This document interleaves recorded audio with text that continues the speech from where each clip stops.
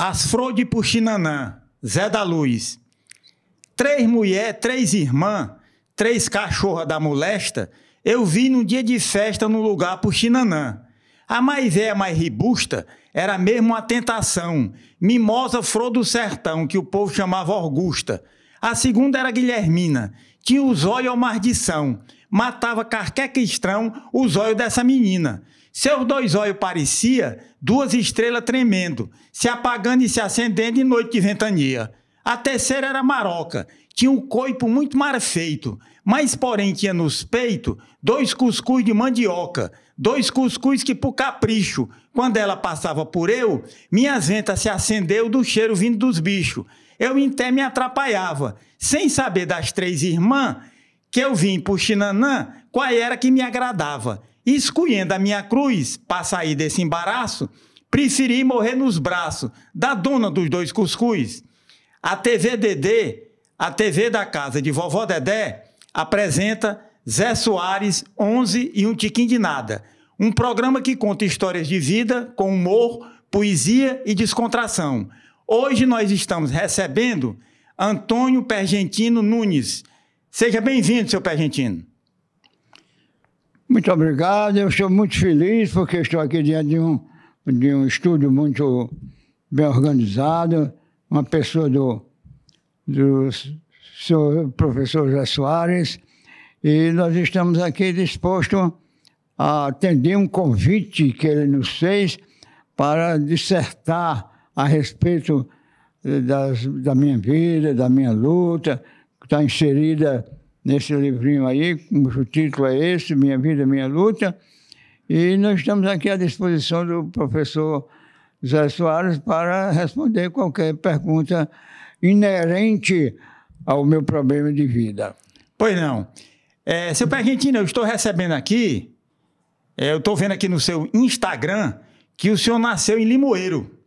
E eu gostaria de saber como é que foi a sua infância lá em Limoeiro. Eu nasci no distrito de Danças, em Limoeiro do Norte. Alguém pode estranhar esse nome de Danças no distrito, mas é um distrito do Limoeiro do Norte que está inserido num Sesmaria do século XVII.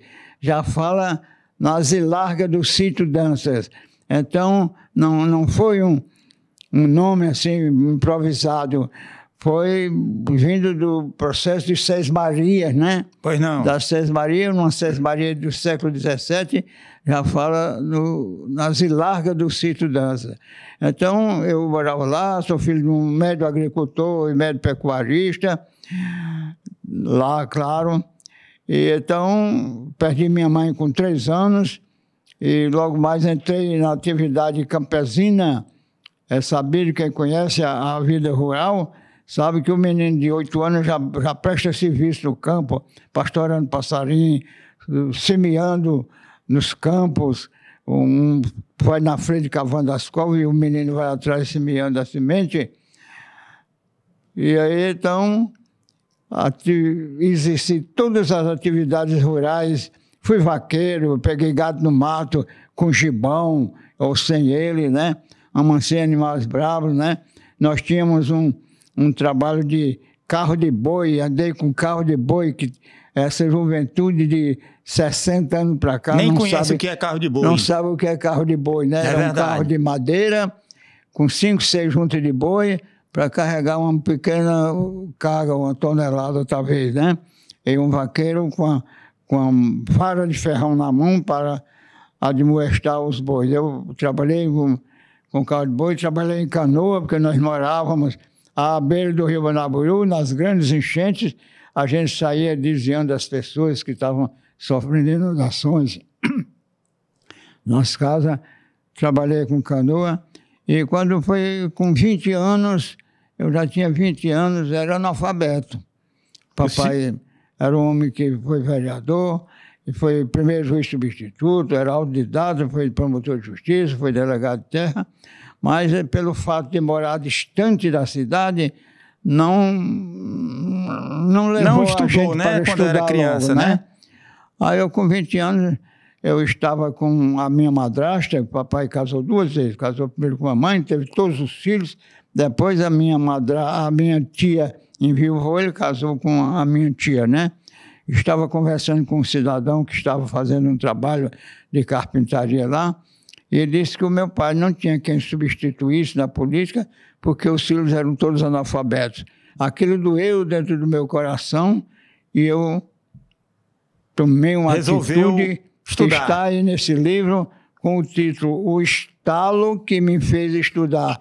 Isso pensando no Padre Vieira, que ele fala no estalo, né? Isso.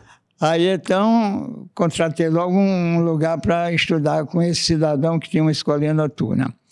Estudei em março de 50, eu completei 20 anos em novembro de 49, em março de 50, fui para essa escolinha, estudei um mês. Veio as enchentes de 50, a escolinha fechou, eu saí fazendo as 4 operações de conta, e já tinha lido a carta e a cartilha, fiquei estudando só. Comprei uma aritmética Gaspar de Freitas e fiquei resolvendo os problemas que tinha na aritmética, com a orientação de uma professora que me dava uma orientação, aprendi frações ordinárias, etc.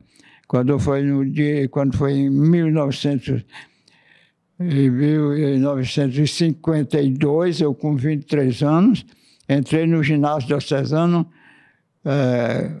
no 3º ano primário. Fiz o primário todo no ano. Eles queriam que eu fizesse uma admissão para entrar logo no ginasial, no ano seguinte, eu não quis.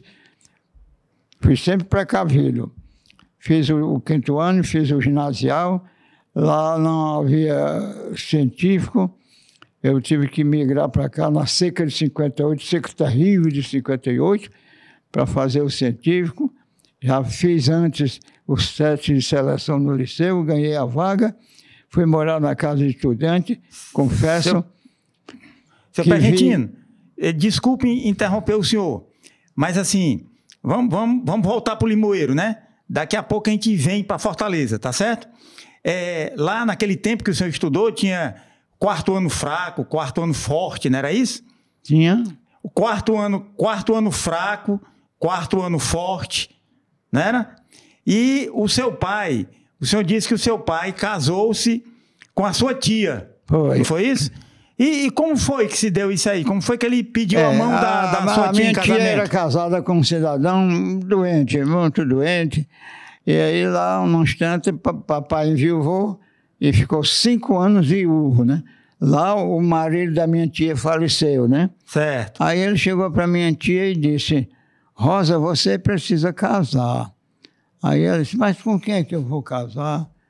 Papai disse: comigo. Aí casou, com 6 meses ela viúva, ele casou com a minha ela, tia, né?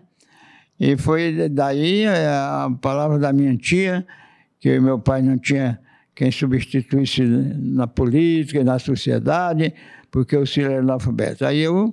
E o seu pai passou quantos anos na política?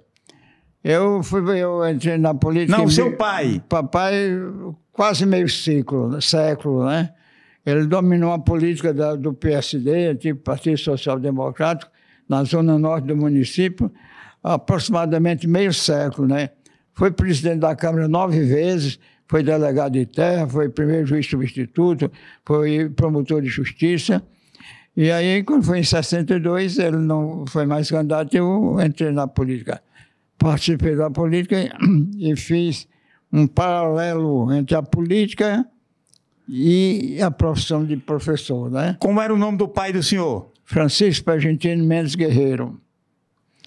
Aí eu estabeleci um paralelo entre a profissão de professor e a de político, né? Pois não. Agora... Eu observava, professor. Pois não. Na escola normal onde eu ensinei 30 anos, as carências que eu via, eu detectei certa vez, 2 irmãs que estudavam na mesma classe, compraram só um par de sapato.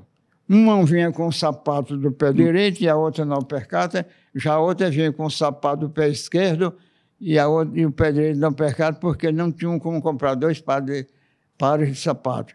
Então, eu me dediquei a arranjar bolsa de estudo para essas pessoas carentes, e eu arrumei de um lado, de outro, deputado federal, E, então, havia no tempo uma lei que as empresas podiam doar o dividendo de imposto de renda para a educação. Certo. Eu me entrosei com uma empresa que tinha lá do Dr. Cândido Quenderé, na Chapada do Apodi, e ele me deu dividendo. Teve um ano que ele me deu dividendo, que eu ganhei, que eu distribuí 120 bolsas de estudo. Que maravilha. De emprego. Então, eu me considero um político por vocação, não foi por conveniência, né? Pois não. E exerci cargos importantes. O governo César Carlos dividiu o Estado em regiões administrativas, 12 regiões. Eu fui o chefe do escritório da região Jaguaribana, com jurisdição de Aracati a Pereiro. Me vi em determinadas circunstâncias que eu era tido como representante da Casa Civil na região. Né? Enfrentou muita dificuldade aí o senhor, nesse tempo? Enfrentou muita dificuldade, principalmente na seca? Muitas, vou citar só apenas uma. Né? Eu cheguei no município, eu teria que fazer, com os outros, um relatório mensal das atividades. Né? Cheguei lá no Pereiro, estava a prefeitura sitiada numa seca muito grande, 300 famintos pedindo emprego e comida, e o prefeito não tinha como se comunicar com o governo, porque não tinha o telefone, não tinha rádio amador, não tinha nada. Aí eu disse, eu vou voltar para Limeira e me comunico com o governo. Quando eu entrei no carro, uma pessoa disse, homem é do governo. Aí os flagelados cercaram o carro. Cercaram o meu carro, né?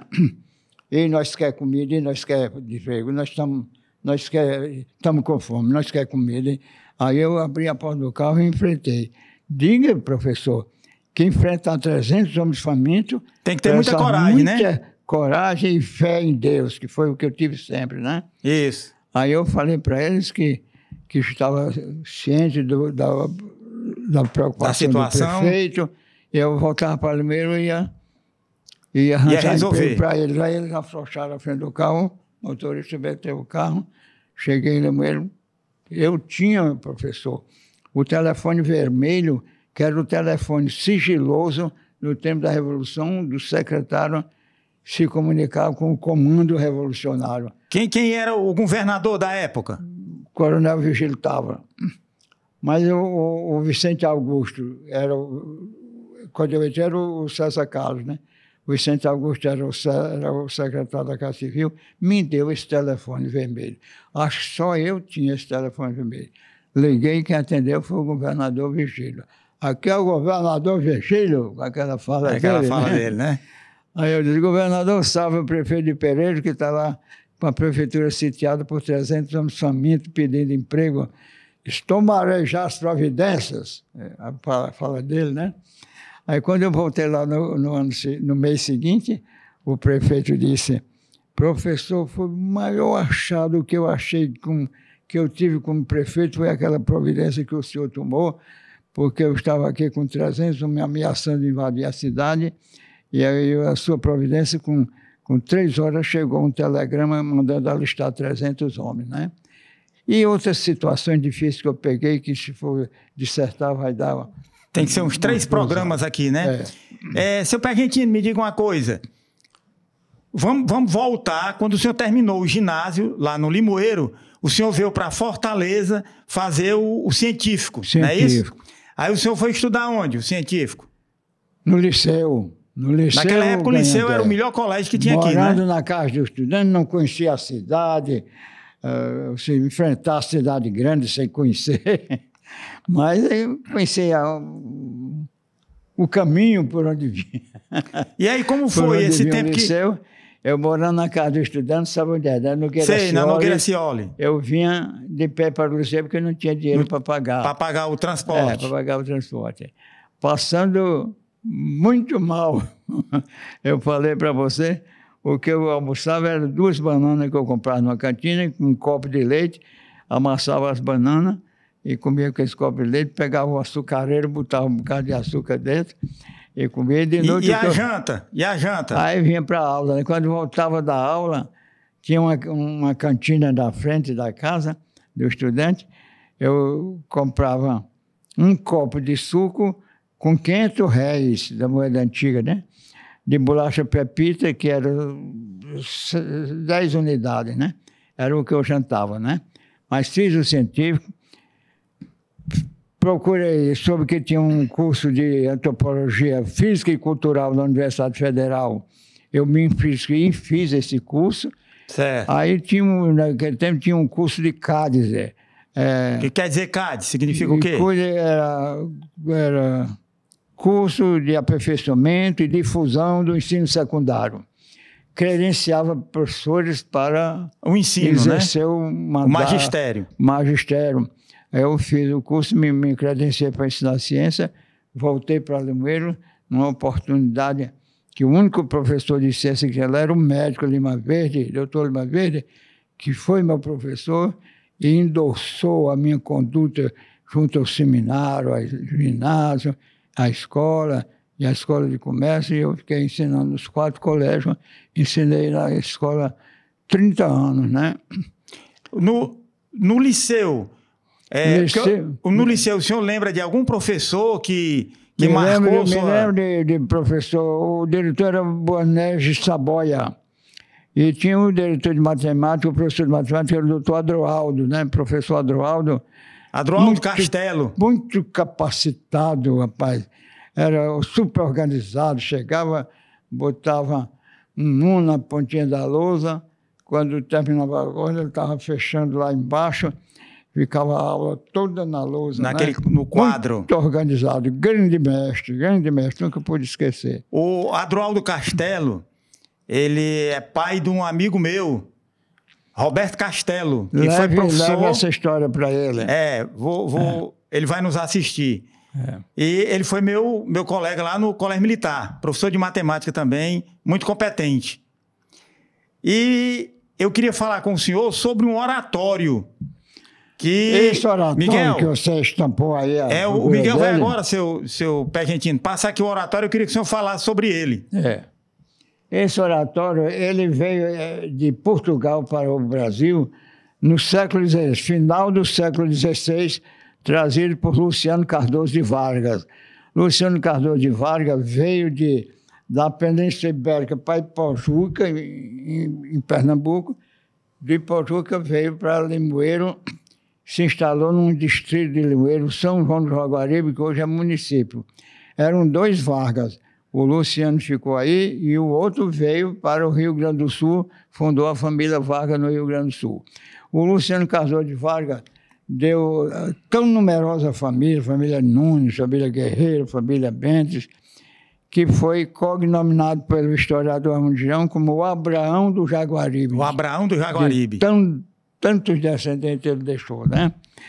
E aí essa história desse Vargas que veio para o Rio Grande do Sul era contada pelo meu pai. Meu pai era genealogista e historiador nato, né? Pois não.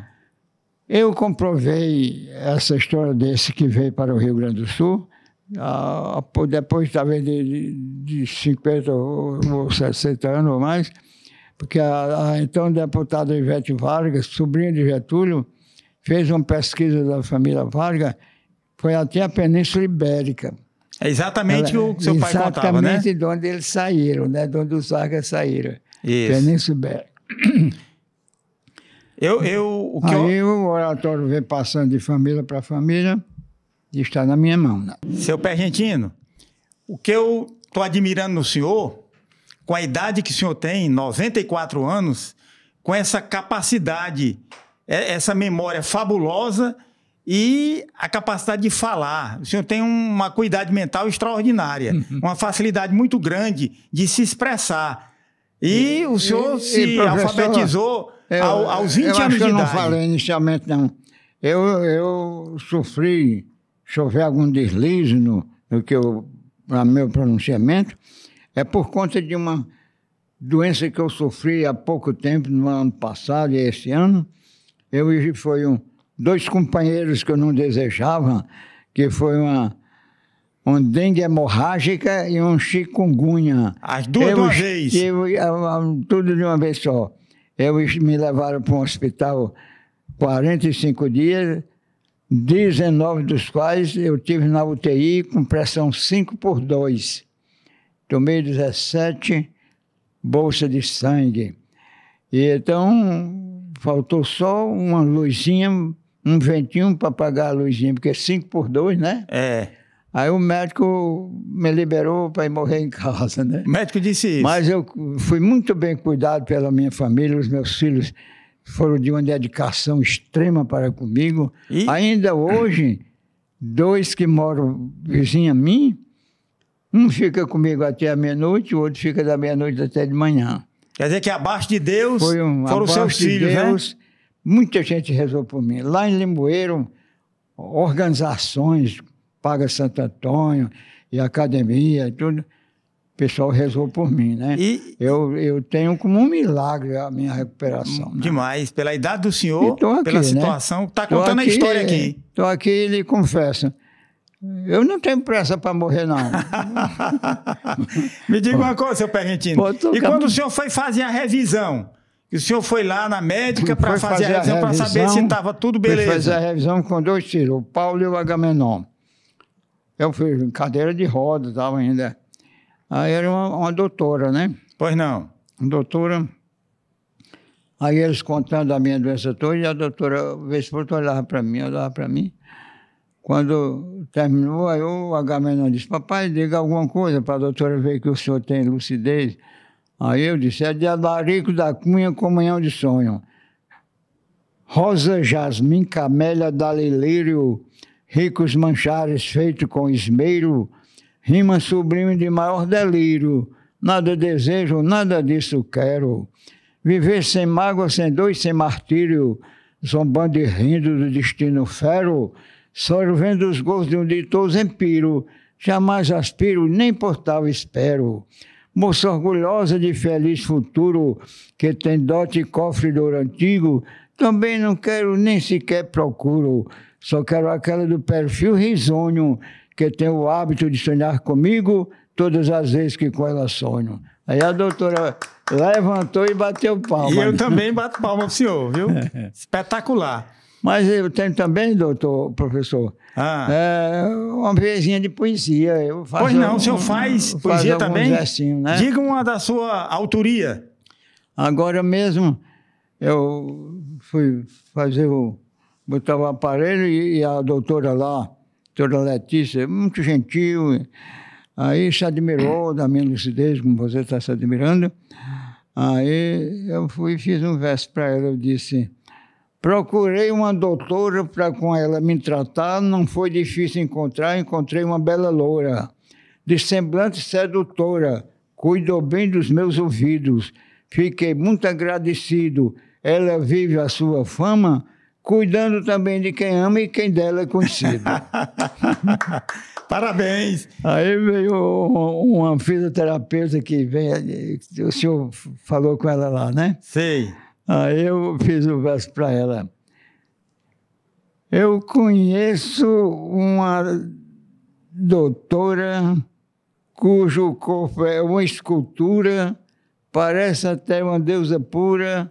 Não é assim, é assim. Eu conheço uma donzela cujo corpo é uma escultura, parece até uma deusa pura, com certeza é a mais bela. Todos gostam muito dela, quando vai se arrumar e depois se apresentar com beleza e traje fino, paquerando um bom menino para com ela se casar. Parabéns! E me diga uma coisa... Fiz também, pensando na minha atividade de vaqueiro, eu fiz um para o vaqueiro, né? Pois não. Eu admiro o vaqueiro, tangendo a vaca amarela, desfila na passarela, salta no seu cavalo ligeiro, solta boi no terreiro, daquela casa bonita, da moça recebe uma fita, ela é a namorada do herói da vaquejada, que é sempre o melhor da lista. Bacana, uma 10ª, né, isso aí? Muito bonito, muito bonito. Me diga uma coisa, o senhor conhece o poeta Zé Limeira, né? Já viu falar no Zé Limeira? Já. Que é o poeta do absurdo. Quando a gente fala em Zé Limeira, eu queria dizer para os espectadores aqui, nossos telespectadores, que não é aquele Zé Limeira, torcedor do Ferroviário, torcedor símbolo do Ferroviário. Zé Limeira é um poeta paraibano, que era conhecido como poeta do absurdo, que teve as poesias dele colocada no livro do Orlando Tejo, que é outro poeta paraibano. E ele era conhecido como poeta do absurdo porque as poesias dele não tinham pé nem cabeça, né? O senhor tem alguma poesia da sua autoria nesse sentido? Eu tenho uma porque eu idealizei fazer o verso do impossível. Pronto. Do impossível. Diga aí para nós. Aí eu disse, eu vi uma cobra chorando, vi um tatu na calçada, vi uma pedra amassada, vi uma preguiça voando, vi um urubu cantando, vi um aruá numa palmeira, vi um peba numa bananeira, vi um cachorro sorrindo, vi um macaco dormindo e uma mula na bebedeira. Parabéns. Vou dizer aqui uma do Zé Limeira, que ele dizia assim, quando Jesus veio ao mundo, veio para fazer justiça. Aos 13 anos de idade, discutiu com a doutoriça e 30 anos depois sentou praça na polícia. Era um negócio desmantelado, né? Eu tenho um dele que diz, o Papa de Roma é filho de Capistrano de Abreu. Quando Roma pegou fogo, foi que Nero endoideceu. Em busca da vida eterna, Jesus Cristo abriu da perna e nunca mais apareceu. Me diga uma coisa, tem uma também do Zé Limeira que tem um mote, né? Porque a poesia, o repente, ele é difícil de fazer porque ele é feito na hora, né? E quando tem um mote, tem que terminar com aquela frase. Aí deram um mote para o Zé Limeira, para ser mãe de Jesus, só Maria e outra não. O senhor conhece alguma poesia que termina nesse mote? Sei, Ele diz, ó Jesus sacramenteu, cobri-me com a vossa graça, quando o galo bateu asa, dizendo Cristo nasceu. Um anjo apareceu, escanchado no barrão. Papai matou um capão, deu as tripas aos urubus para ser a mãe de Jesus, só Maria e outra não. Eu tenho uma dessa também do Zé Limeira, que ele estava numa cantoria, o sujeito era muito católico e deu esse mote para ele, né? Para ele fazer uma poesia que terminasse com para ser mãe de Jesus, só Maria e outra não. Aí o Zé Limeira disse assim, eu sonhei que era uma égua correndo no meio do mundo e o jumento do Raimundo vinha ali, pega e não pega. Por detrás de uma bodega, larguei o rabo no chão. Nessa hora eu vi o cão no bico de uma avestruz. Para ser mãe de Jesus, só Maria e outra não. É um desmantelo grande, né? Mas me diga uma coisa, o senhor voltou lá para Limoeiro e encerrou os seus estudos ou o senhor fez uma universidade, uma faculdade? Faculdade lá em Limoeiro, né? Comecei a faculdade, eu já ensinava nos colégios, né? O diretor, quando eu entrei, o diretor era o padre Misério, que foi quem fundou a faculdade. Mas logo se aposentou, muito velhinho, e ficou o padre também, que era o diretor do ginásio, onde eu tinha estudado e era professor. Aí ele contou comigo, momentos decisivos da faculdade, que precisava solução urgente, ele contou comigo, né? E eu, antes mesmo de terminar o curso, tinha uns professores daqui de Fortaleza, quando faltavam professores, me chamavam para dar aula, né? Pois não. Aí, quando eu concluí, ele assinou logo minha carteira como professor, e eu ensinei uns 30 anos na faculdade. Aí eu me aposentei no 17 de junho de 1998. Mas o senhor, seu pé argentino, é um fenômeno, porque o senhor se alfabetizar aos 20 anos, não é isso? Terminar os seus estudos aqui no liceu, fazer uma faculdade e ensinar numa faculdade é uma coisa fenomenal. Agora eu me lembrei, porque como o senhor disse que foi professor lá da universidade, lá em Limoeiro, eu me lembrei, e a gente falando em poesia, do grande poeta Dimas Batista, que também... Grande amigo, meu amigo do peito. Era amigo de verdadeiro mesmo. Ele tinha o hábito de chegar mais cedo e eu também chegava mais cedo. Aí nós íamos conversar. Ele dizia os sonetos que tinha feito durante o dia e dizia que eu tinha muita sensibilidade poética. Né? Eu não fazia verso ainda nesse tempo, não. Mas ele disse, mas você tem muita sensibilidade poética. Aí ele me deu um soneto que eu aprendi, As Três Cruzes, né? O senhor sabe de qual? Somente sobre a paixão de Cristo. O Cordeiro de Deus Imaculado foi ao monte conduzido, tendo à esquerda um ladrão obstinado e à direita um ladrão arrependido. Um persiste no mal e é condenado, o outro foge do mal e é redimido. E com os extremos da vida em cada lado, agoniza o Messias prometido. Na cruz do lado esquerdo o mal negreja, na do lado direito o bem reluz, na do centro há o amor que fez a igreja. Todos nós conduzimos uma cruz, permitiu, Senhor, que a minha seja do lado direito de Jesus.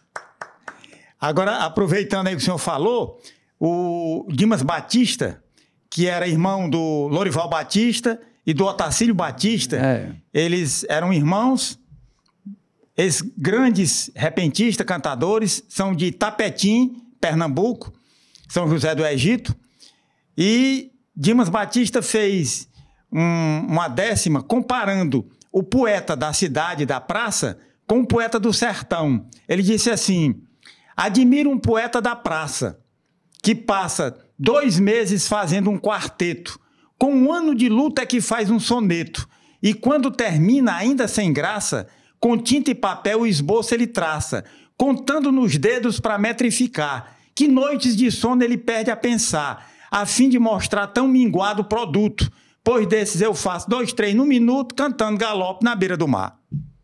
Dimas Batista. Ele fez...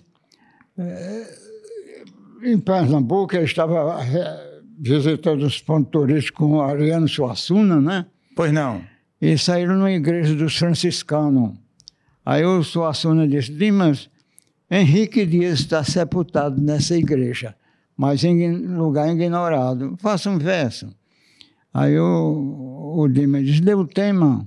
Aí o Suassuna disse: Henrique Dias repousa no templo dos franciscanos. Aí Dimas disse: depois da luta mais dura contra a invasão holandesa, morreu em plena pobreza na mais cruel desventura, sendo expressão de bravura dos negros pernambucanos há mais de 300 anos, sem epitáfio nem lousa, Henrique Dias repousa no templo dos franciscanos. Espetacular, né? Eu lembrei agora, ele cantando com o Otacílio Batista, que era o irmão mais novo, né? O Otacílio Batista termina uma cestilha chamando Dimas de cachorro. E Dimas responde: por isso que teu irmão, quando canta, te reclama. És folha do mesmo galho, és fruto da mesma rama. Quem chama o irmão de cachorro, vem da mãe, como é que chama? Era extraordinário, né? Era o Dimas. E o senhor tem o privilégio de ser amigo dele, né? Pois é. Ele me disse diversas vezes que o mais poeta dos 3 era o Lorival. Lorival Batista. O Lorival é o mais poeta de nós 3. Aí ele tem ele contou que estava com o Otacílio e Lorival estava por acolá. Ele disse: vamos à terra Lorival. Aí Lorival chegou, aí Dimas olhou assim para um pé de coqueiro e disse: eu admiro o coqueiro que a natureza criou. Aí o Otacílio foi e disse: a palma cresceu para cima e o cacho lhe pendurou. Feche, Lorival.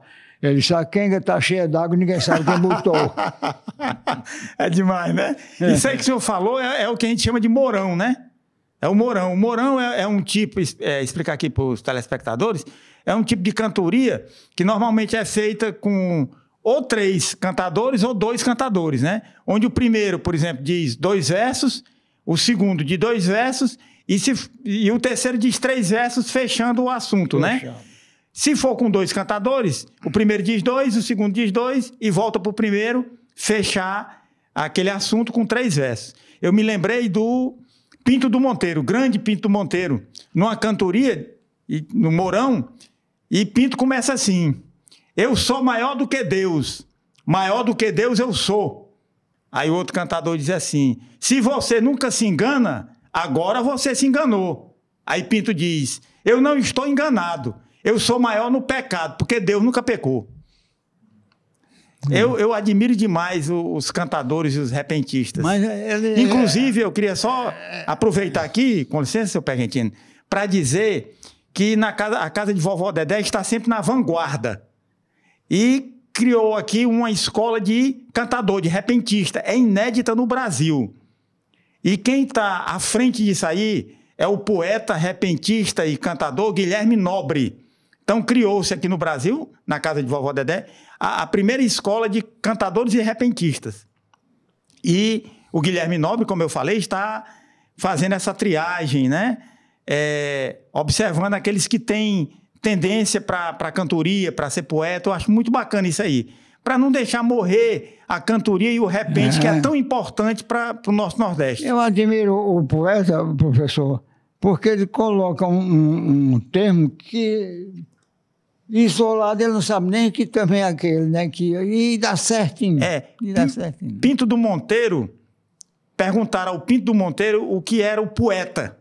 E ele disse, poeta é aquele que tira de onde não tem e coloca onde não cabe.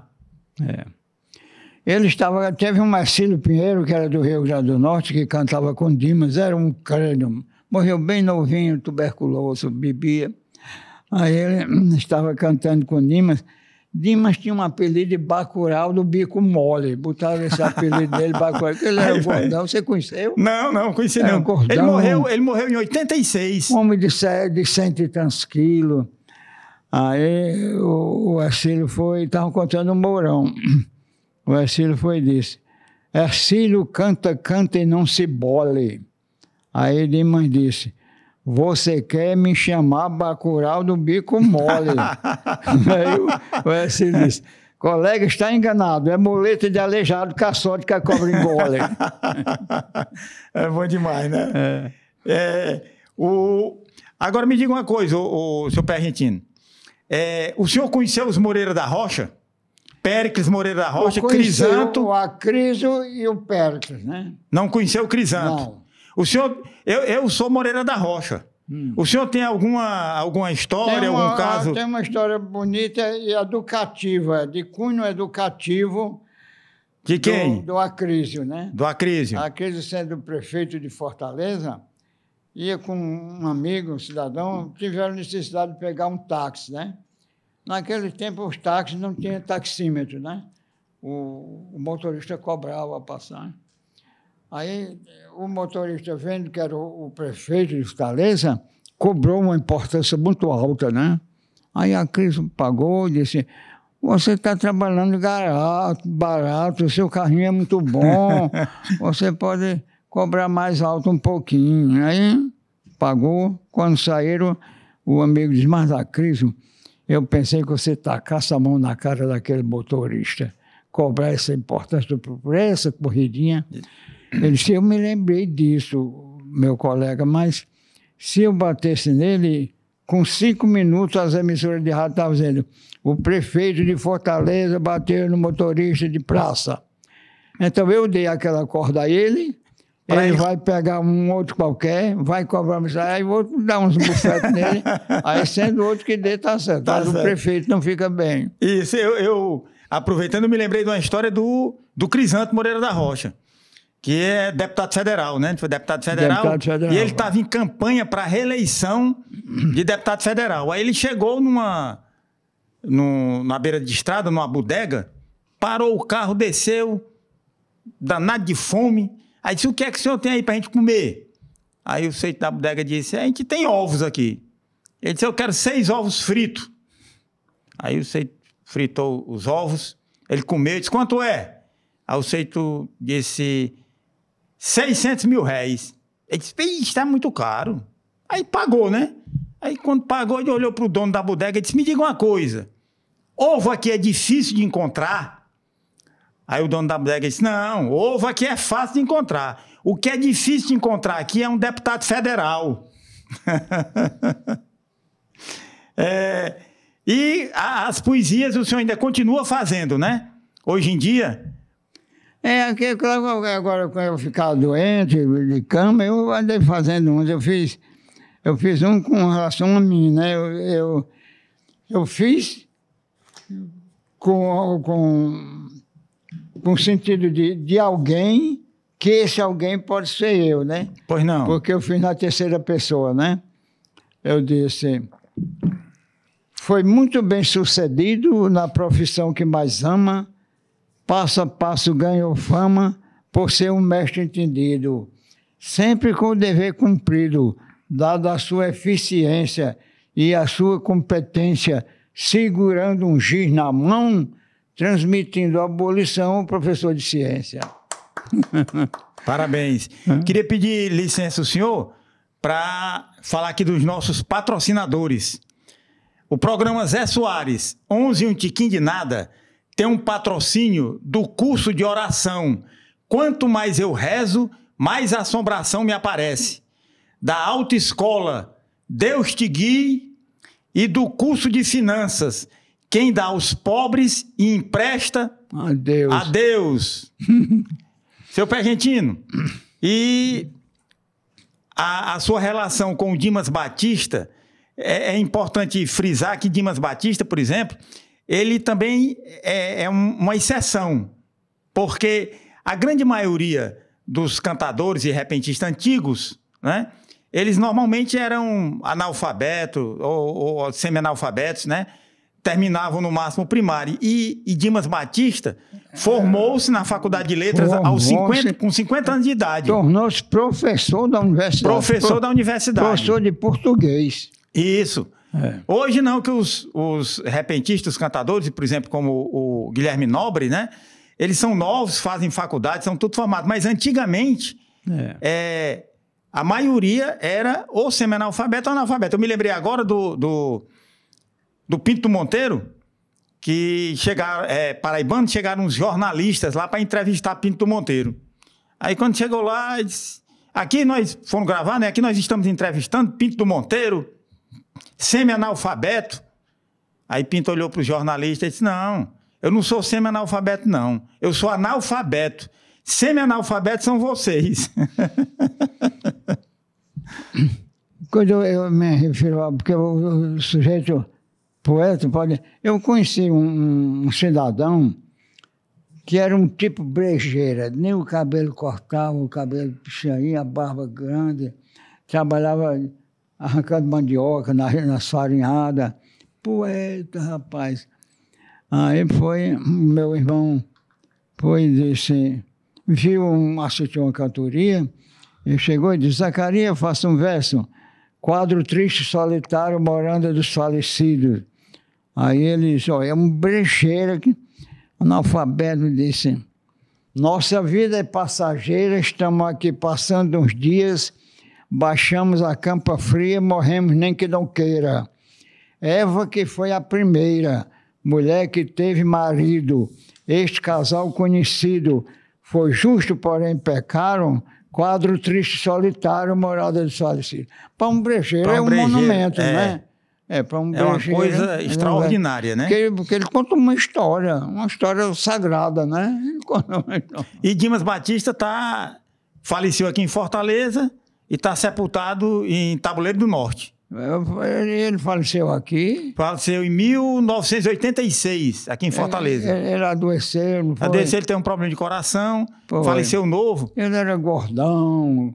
Eu fui um dia, eu cheguei na casa dele cedinho, lá em Tabuleiro. Ele estava comendo cedinho, 8 horas, menos de 8 horas, muito ovos na mesa e tal.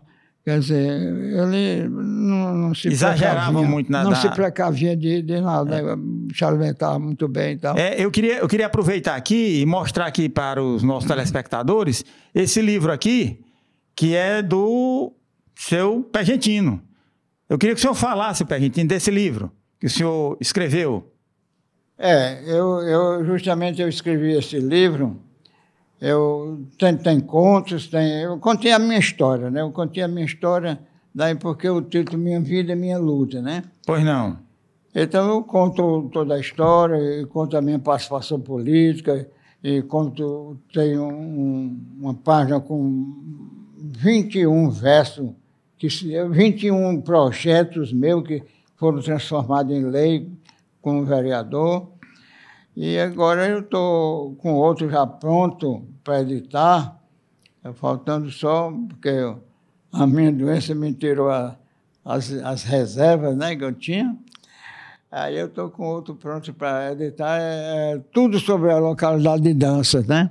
Pois não. O aspecto econômico, o aspecto político, as crendices, e falo das parteiras, né? Eu não sei se você viveu esse problema, aquelas parteiras lá do interior, sem nenhum preparo, sem nada, se entregava uma parturinha entre ela fazia os partos e tinha um sucesso, né? Parece que era Deus que protegia, exatamente, né? Então eu falo sobre isso. Crendices eu falo, e falo de humor, coisa com o título A Turma da Pesada, que está aí para ser editado, aguardando quem patrocine, né? Ajuda para editar, né? Seu Pergentino, infelizmente nós estamos chegando ao final da nossa entrevista. Eu queria agradecer mais uma vez o senhor ter vindo aqui. Eu sei que tirar o senhor do conforto da sua casa para vir para cá é um sacrifício, né? Mas queria agradecer ao senhor.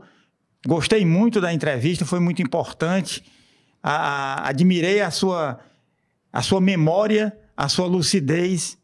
E mais uma vez, muito obrigado. Eu que agradeço pendoradamente, porque eu tinha muita vontade de participar de um programa assim, que fosse gravado na televisão. Esse programa vai a uma televisão? Vai sair. Vai na televisão. Vai sair, eu aviso o senhor com antecedência. Eu fico eternamente agradecido, porque eu disse outro lá e a sua mulher gostou. Eu disse, pode ser a porta de entrada para eu participar de outros programas. Exatamente, perfeitamente. Muito obrigado, professor. Muito obrigado mesmo, muito obrigado os seus auxiliares e eu fico eternamente agradecido, né? Muito obrigado. Vamos encerrar aqui e na próxima semana nós teremos outra entrevista. Muito obrigado a todos.